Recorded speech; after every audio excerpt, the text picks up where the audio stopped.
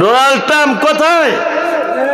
আপনি তো সেই লোক ফিলিস্তিনে মসজিদ ভাঙার জন্য ইসরায়েলকে তোমরা মদদ দিয়েছ। পৃথিবীর দ্বিতীয় ব্যভিচারের কাজ হয়, দ্বিতীয় স্থান, সব থেকে বেশি নারী পুরুষ ব্যভিচারে লিপ্ত হয়, বউ পাল্টাপাল্টি হয়, পুরুষে পুরুষে সেক্স, কোনো সমস্যা নেই। নাইট ক্লাবে যায়, এর বউকে নিয়ে রাতে ও থাকে, ওর বউকে নিয়ে রাতে এ থাকে। এই শহরটার নাম হচ্ছে আমেরিকার কি? ক্যালিফোর্নিয়া, তাই না? আমেরিকার ক্যালিফোর্নিয়া। আল্লাহু আকবার। আল্লাহর আযাব তাদেরকে গ্রেফতার করেছে, করেছে না? করেছে। শুধু এই নয়, আরে আমেরিকা তো সামান্য জায়গা। এর আগে আল্লাহ সুবহানাহু ওয়া তাআলা পবিত্র আল কোরআনে আদ এবং সামুদ জাতিদের ব্যাপারে বলেছেন, সাক্কারা আলাইহিম সাবআ লায়ালিন ওয়া সামানিয়াত আইয়াম হুসুমান ফাতারাল কাওমা ফিয়া সারা কান্নাকুম আজাজু নাখলিন খাবিয়া ফাল তারা লাকুম মিন বাকিয়া। অজস্র মানুষকে আদ এবং সামুদ তারা যখন পাপে লিপ্ত হয়েছে, ফাসাউ রাসূল রাব্বিহিম, তারা যখন তাদের রাসূলের কথার অবাধ্য হয়েছে, আল্লাহ তাআলা বলছেন সাক্কারা আলাইহিম সাবআ লায়ালিন ওয়া সামানিয়াত আইয়াম, 7 দিন 8 রাত, 8 দিন 7 রাত অবিরাম তাদেরকে আমি ঝোড়ো হাওয়া দিয়ে আদ এবং সামুদ জাতিকে আমি ধ্বংস করে দিয়েছি। আদকে ধ্বংস করেছি বিকট আওয়াজ দিয়ে, সামুদকে ধ্বংস করেছি প্রবল ঝোড়ো হাওয়া দিয়ে। আজকে দেখতে পাচ্ছি ক্যালিফোর্নিয়াতে আমেরিকার বিশাল ঝোড়ো হাওয়া আর আগুন। আল্লাহু আকবার। ডোনাল্ড ট্রাম্প কোথায়? কোথায়? আপনার নাকি আগুন নিবানোর হেলিকপ্টার আছে। আপনি তো সেই লোক ফিলিস্তিনে মসজিদ ভাঙার জন্য ইসরায়েলকে তোমরা মদদ দিয়েছ।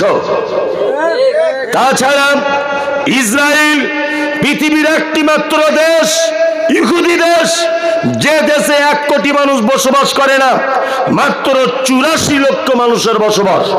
এই 84 লক্ষ মানুষের বসবাস ফিলিস্তিনের মা বোনদের ইজ্জতকে লুণ্ঠন করছে, মসজিদে আকসাকে ধ্বংস করার জন্য চেষ্টা চালিয়ে যাচ্ছে, মসজিদে বোম মাস্টিং, ফিলিস্তিন অসহায়, জানাজার পর জানাজা, দাফনের পর দাফন, কত শিশু মা ছাড়া, কত মা তার বাচ্চা ছাড়া, এদের সহযোগিতা করেছে আমেরিকা।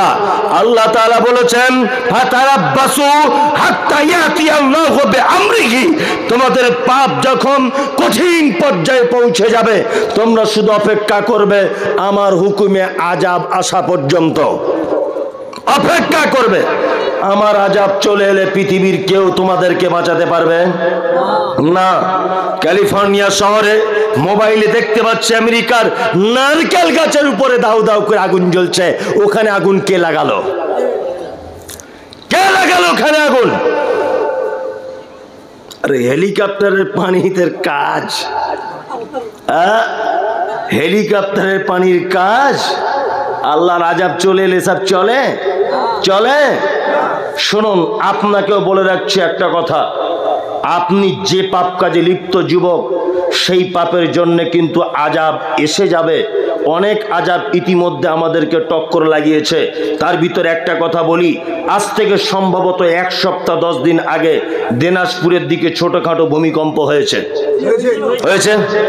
অনুভব করেছেন? তার মানে কি? তার মানে আল্লাহ সুবহানাহু ওয়া তাআলা ছোটখাটো ভূমিকম্প দিয়েছে, পৃথিবী কাঁপিয়েছে, অনেক মানুষ বুঝতে পেরেছেন।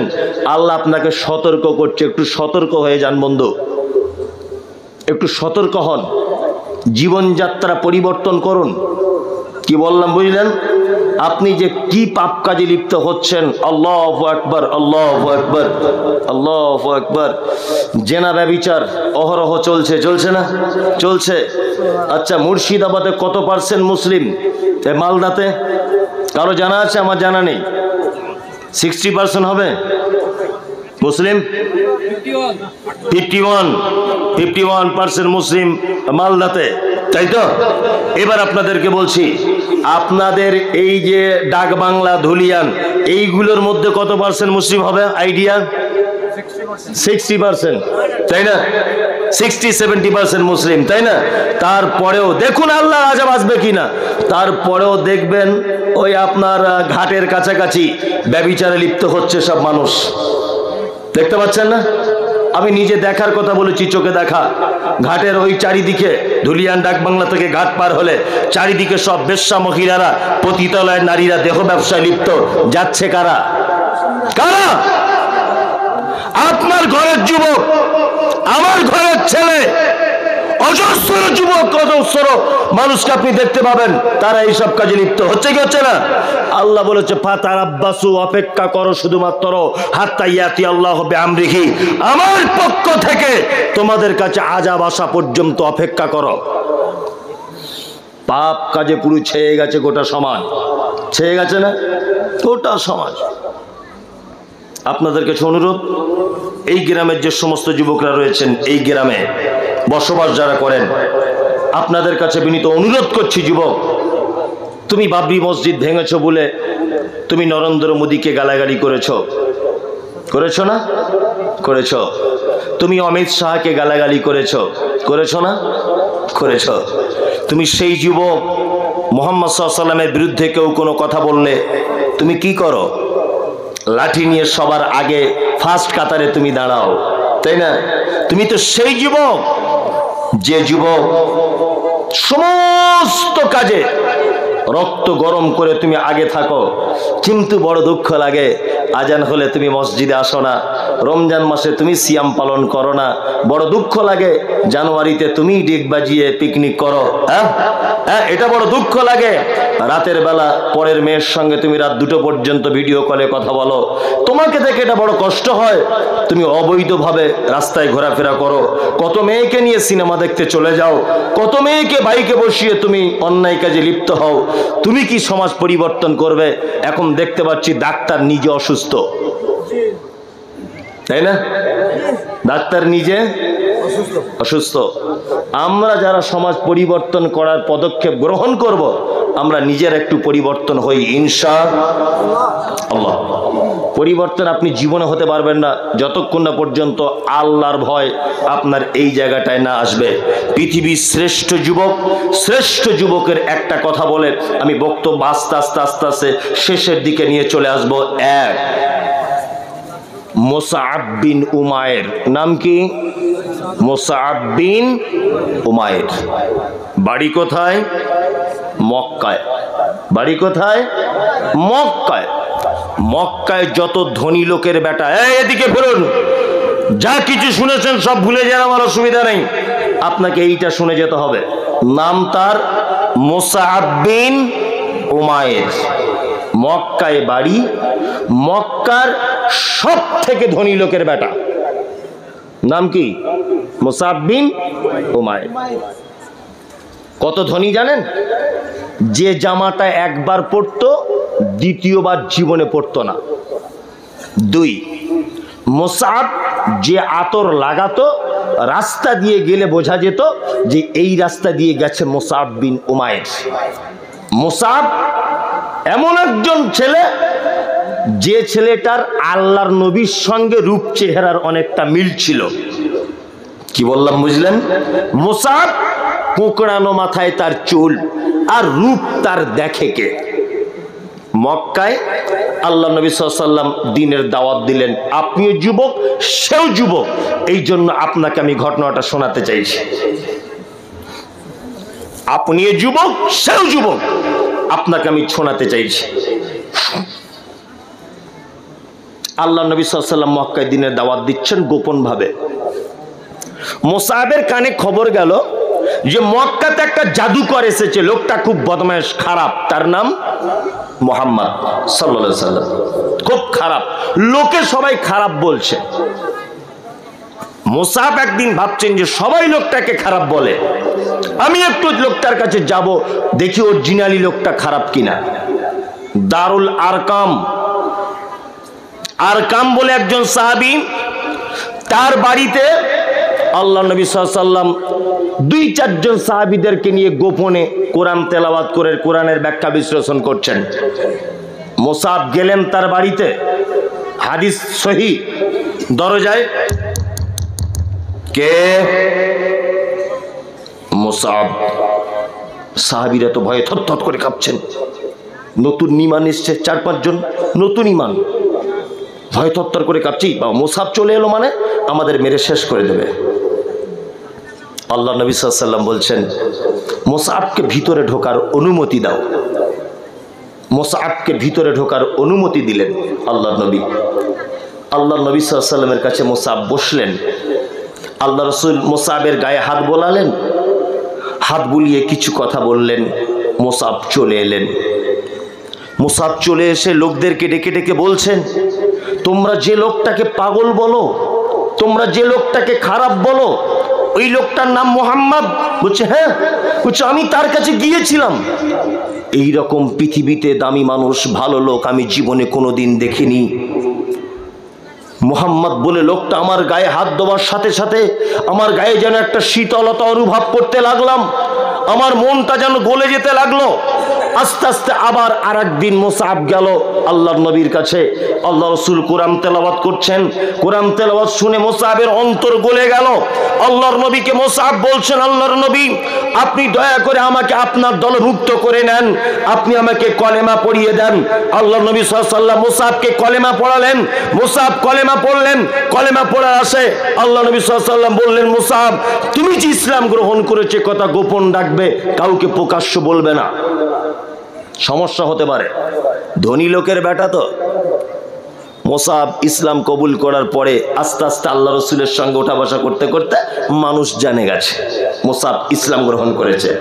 কিন্তু মুসআবের মা এত খতরনাক মহিলা, মুসআবের মা মুসআবকে বলছে, মুসআব, ওই মুসআব, তুমি নাকি মুহাম্মাদের ইসলাম কবুল করেছো? বলছে হ্যাঁ মা করেছি। তুমি কি জানো কোন সম্পত্তি তোমাকে দেব না ইসলাম কবুল করার জন্য? বলছে মা আমি সম্পত্তি চাই না। তুমি কি জানো মুসআব তোমাকে ঘরে বন্দি করে রাখা হবে? আপনি আমাকে বন্দি করে রাখলে রাখতে পারেন, কোনো সমস্যা নেই, কিন্তু আমি মুহাম্মাদের দ্বীন কখনো ভুলতে পারবো না। মুসআবকে বাড়িতে আটকে রাখা হলো। তার মা বাড়িতে তালা বন্দি করে দিল। আল্লাহ নবী সাল্লাল্লাহু আলাইহি ওয়াসাল্লাম মক্কা থেকে মদিনায় হিজরত করলেন। মুসআবের কানে যখন খবর গেল আল্লাহ নবী মক্কায় নেই, মদিনায়, তখন মুসআব মনে মনে ভাবছেন, যে নবীর ভালোবাসায় আমি ঈমান নিয়ে এসেছি সেই নবী মক্কায় নেই, মদিনাতে। হ্যাঁ, মুসআব তার ঘরের দরজা ভেঙে দিয়ে বার হচ্ছেন, মদিনায় চলে যাবেন। আল্লাহর নবীর প্রেমের পাগল মুসআব। মুসআবের মা তখন বলছেন, মুসআব তোমাকে মদিনায় যেতে দেওয়া হবে না। মুসআব তখন বলছেন, মা আল্লাহকে যার হাতে আমার প্রাণ তার কসম করে বলছি, মদিনা যাওয়া থেকে আপনি যদি আমাকে বাধা দেন তাহলে আমি আপনাকে হত্যা করতে পর্যন্ত দ্বিধাবোধ করব না, আমি আপনাকে হত্যা পর্যন্ত করে দিব। তখন মুসআবের মা বলছেন, মুসআব তুমি কি জানো যে তোমাকে সম্পত্তির ভাগ দেওয়া হবে না তুমি ইসলাম কবুল করার কারণে? মুসআব বলছেন, মা সম্পত্তি তো দূরের কথা, তুমি যদি আমার পরনের কাপড়টা পর্যন্ত কেড়ে নাও তবু আমার কোনো আপত্তি নেই, আমি আল্লাহর নবীর কাছে যাব। মুসআব বিন উমাইর সমস্ত জামা কাপড় তার মাকে খুলে দিয়ে শুধু লজ্জাস্থানটা ঢেকে মদিনায় পৌঁছে গেলেন। আল্লাহ নবী সাল্লাল্লাহু আলাইহি ওয়াসাল্লাম সাহাবীদের মাঝখানে দিনের দাওয়াত দিচ্ছিলেন, তার মাঝখানে মুসআব উস্কো খুস্কো, মাথায় চুল, গায়ে দুর্গন্ধ, ভালো পরনে কাপড় নেই, দেখতে খুব সুপুরুষ। মজলিসে বসলেন। আল্লাহ নবী সাল্লাল্লাহু আলাইহি ওয়াসাল্লাম মুসআবের দিকে তাকিয়ে বলছেন, তুমি কি সেই মুসআব যে মুসআব একবার আতর মাখলে 20 দিন আতরের সেন্ট পাওয়া যেত? তুমি কি সেই মুসআব যে জামা একবার পরলে দ্বিতীয় দিন আর পরতো না? তুমি কি সেই মুসআব যে জুতো একবার পরলে আর জীবনে সে জুতো পরতো না? তুমি কি সেই মুসআব? মুসআব বলছেন, আল্লাহর নবী আমি সেই মুসআব, সেই মুসআব আমি।